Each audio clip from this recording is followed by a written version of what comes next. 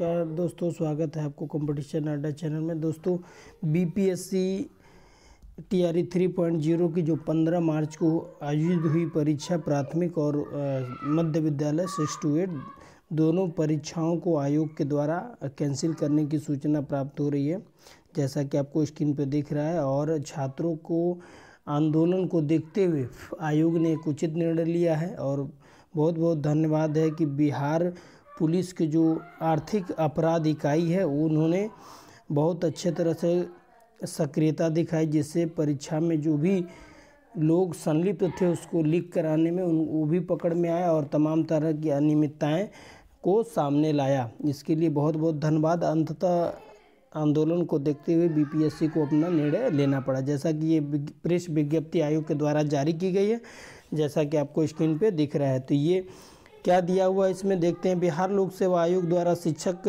भर्ती परीक्षा के तीसरे चरण टीआरई 3.0 की परीक्षा 15 मार्च को 2 पालियों में आयोजित की गई थी। और आर्थिक अपराध इकाई बिहार पटना द्वारा प्रतिवेदित किया गया था कि उक्त परीक्षा में प्रश्न पत्र परीक्षा के पूर्व ही संगठित गिरोह के पास पहुंच गए थे। अर्थात ये 15 मार्च को परीक्षा होने से पहले 13 मार्च 14 मार्च को ही उनके पास उक्त जो पेपर है उसकी पेन ड्राइव में चीज़ें पहुंच गई थी, जैसा कि आपने भी विभिन्न पेपर में इस तरह की सूचनाएं मिल भी रही थी। और पहुंचने के बाद वो उसको एक माध्यम से छात्रों को, कुछ ऐसे चंद छात्रों को उन्होंने पैसे लेके और उनको आंसर बताया, जिसको बिहार पुलिस की सक्रियता के कारण पकड़ में आए। इस संबंध में आर्थिक अपराध इकाई बिहार पटना द्वारा विभिन्न धाराओं के तहत कांड संख्या 6/2004 दिनांक 16 मार्च को दर्ज कर अग्रतर अनुसंधान एवं विधि सम्मत कार्रवाई की जा रही है। तदावलोक में परीक्षा संबंधी कोई भी निर्णय लेने हेतु आयोग द्वारा आर्थिक अपराध इकाई से पत्र के माध्यम से मानक साक्ष्य की मांग की गई थी। साथ ही प्रतिनियुक्त नोडल अधिकारी के माध्यम से प्राथमिकी में उल्लेखित कुछ बिंदुओं पर परीक्षा की गई थी, जिसके प्रत्युत्तर में ईओयू द्वारा पत्राचार के माध्यम से सूचना दी गई। और अनुसंधान के क्रम में किसी प्रकार की सूचना एवं मुहरबंद इलेक्ट्रॉनिक डिवाइस किसी कार्यालय इकाई के साथ नियमानुसार साझा नहीं किया जा सकता। तो इसमें जो ईओयू है वो अपने कुछ चीज़ों को, चूँकि अनुसंधान का विषय है इसलिए बहुत सारी चीज़ें आयोग को सीलबंद या मुहरबंद या सूचनाओं को साझा नहीं किया है, लेकिन जो भी आयोग के द्वारा पूछे गई चीज़ों को वो उपलब्ध कराया है।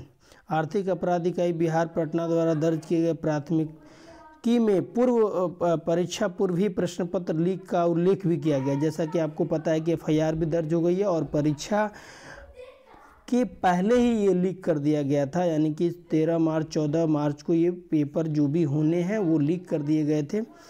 और को देखते हुए वर्णित स्थिति में सम्यक विचारोपरांत अभ्यर्थियों के व्यापक हित को देखते हुए कदाचार मुक्त एवं पारदर्शिता के साथ परीक्षा के आयोजन करने की आयोग की प्रतिबद्धता को ध्यान में रखते हुए 15/3/2024 को आयोजित परीक्षा विज्ञापन संख्या 22/2024 के तहत विद्यालय अध्यापक प्रतियोगिता परीक्षा टीआरई 3 दोनों पालियों में, तो यहाँ दोनों पालियों में जो परीक्षाएं थी वो रद्द कर दिया गया है। और टीआरई 3.0 की परीक्षा पुनः आयोजित करने की तिथि बाद में घोषित की जाएगी। तो ये छात्रों के जो आंदोलन हो रहे थे उस आंदोलन को देखते हुए अंततः आयोग को ये निर्णय लेना पड़ा है कि परीक्षा की पारदर्शिता को सुनिश्चित करते हुए पुनः परीक्षा का आयोजन किया जाए।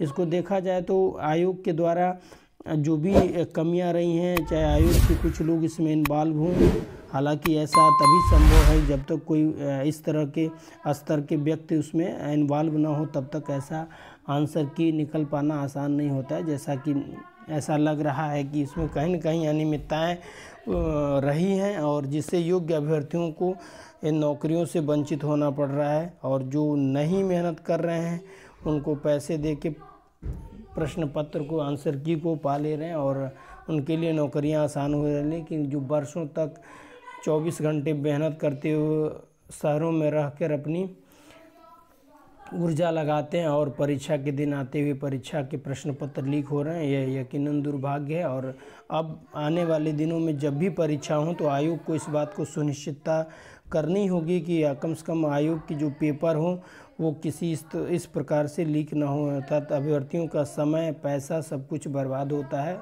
आयोग अपनी यथास्थिति को, विद्यार्थियों की स्थिति को समझे और उचित दिशा निर्देशन में उचित सुविधा मुहैया कराते हुए परीक्षा का पुनः आयोजन किया जाए, जिससे योग्य से योग्य अभ्यर्थियों का चयन हो सके। ये आयोग के द्वारा दिया गया है। बहुत बहुत धन्यवाद आयोग को कि परीक्षा की पारदर्शिता को देखते हुए और छात्र के हित को देखते हुए परीक्षा को कैंसिल किया, और होना भी चाहिए, क्योंकि योग्य अभ्यर्थियों के द्वारा योग्य अभ्यर्थी ही चयन हो।